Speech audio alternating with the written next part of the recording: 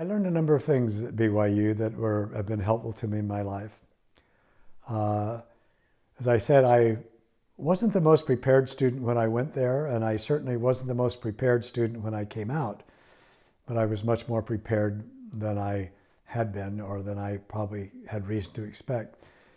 But I was prepared in other ways, and one of those was BYU provided in many ways a great social education for me. I was fortunate to have many good friends. It also gave me a spiritual grounding that has served me for all of my life. I learned what it means to be a spiritual person in the best sense of that word, how to let the spiritual be part of your life, to cultivate that. But also it was my intellectual awakening.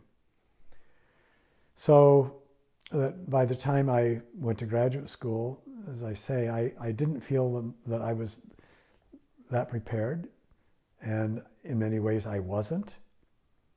But I did have some things that I think that maybe some of my fellow students lacked in terms of my preparation. Anyway, it was great exciting to be in this great university. Wisconsin, the English department was ranked among the top 10 in the country. And I had gone there because Robert Thomas, who had been my mentor at BYU, identified some of the really great scholars in American literature who were there. But it was just a great university all the way around. It was also a very liberal university, even a radical university.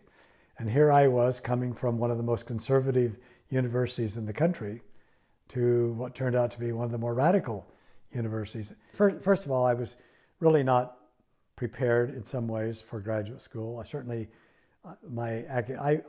realized very quickly that I was in competition with people who had gone to private school, who had gone to the best universities, Harvard and Princeton and Columbia, and not all of them, but enough of them to intimidate me for sure.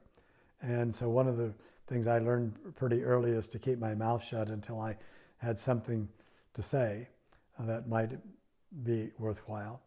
But I was just blessed to have really great teachers. In the meantime, that first semester, I was not really settling down. I was living with a bunch of people who loved to play hearts, and I spent more time playing hearts than I should have, and my studies were suffering. I also continued to write to Ruth Stanfield and a couple of other girls too, and remained interested in her. And so much so that at Christmas break, in a very crazy way, I decided to drive to Provo and see her and see a couple of other girls that I knew that I had left behind. So I drove to Provo and kissed one girl and put her on the train to Chicago, kissed another girl and put her on a bus to Denver, and Ruth was left. And that turned out to be good. So we spent some wonderful time together, and we went up to the temple, and I remember standing there and saying, "In the shadow of these everlasting hills, in the shadow of this everlasting building, would you be my everlasting wife?" And she said yes. So I went back and I drove to Denver to spend time with my mother before heading on to Madison. One of the girls I kissed and said goodbye to was there, and went to see her and let her know that I was now engaged. Got back to Madison and went back to school, and Ruth and I decided that we would get married in June. And then we said, why don't you just come to Madison? So she was in graduate school at BYU. So after that fall semester, she came to Madison, and we said, yeah, why should we wait till June? Let's get married during spring break. So spring break, Ruth and I drove from Madison to Los Angeles to get married in the Los Angeles Temple. We had a wedding reception at Ruth's sister Majel's house. We had some friends who had a house in Laguna, so they said we could have that for a night or two for a honeymoon. So we drove to Laguna, and I carried Ruth across the threshold, but there was a guy there. And there's another family who shared this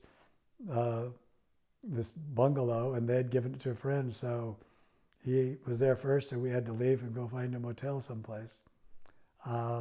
Anyway, we had really a whirlwind of marriage. We had to the only day we could get married was on April Fool's Day. So we got married April 1st, and always celebrated our wedding anniversary on April Fool's Day, and I kept waiting for her to say, I was just kidding. Drove back to Madison, and on the way, Ruth had morning sickness. She was pregnant. And so that also changed our lives, and led to the birth of our first child, Jenny, who was born on Christmas Eve that year, 1961. And that was, it's something to be a parent. I had grown up my mother married 5 times, my father married 4 times. I had seen a lot of bad parenting in my life. When I became a parent,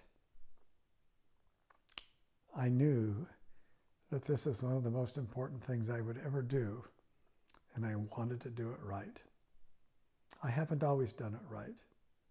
I've made mistakes as a father, but I don't know of any father who wanted to be a good father more than I did. And when I held Jenny that first night, Ruth had a very hard labor, 24 hours. And when Jenny finally was born and I held her, it was, to me, a sense of wonder to be able to be a part of something so miraculous. And so we had this little apartment, and I was in school. I bought a $15 piano so Ruth could teach piano, and she could make money so we could stay in school. By this time, I had a teaching assistantship. I think it was by this time I did. I had the Woodrow Wilson Fellowship, then I had a teaching assistantship the next year.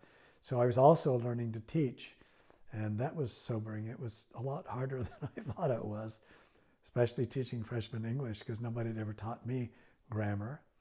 Nobody ever taught me how to teach writing. And I can remember a friend of mine, I said, what am I supposed to do? And he said, find the brightest student in your class, and when a question comes up you don't know, ask her. And so I did, and a hard question come up, I'd say, great question, Miss Brown, what do you think of that? And she would answer, and then we would go on. And once I asked her, I said, Miss Brown, what do you think of that? And she said, I don't know. And I said, if you don't know, who does? But I also loved teaching. It was as challenging as it was also fun to be in that place where I understood that if I could teach, I could also learn from my students. And that reciprocal teaching and learning has been a part of my teaching for the past 50 some odd years.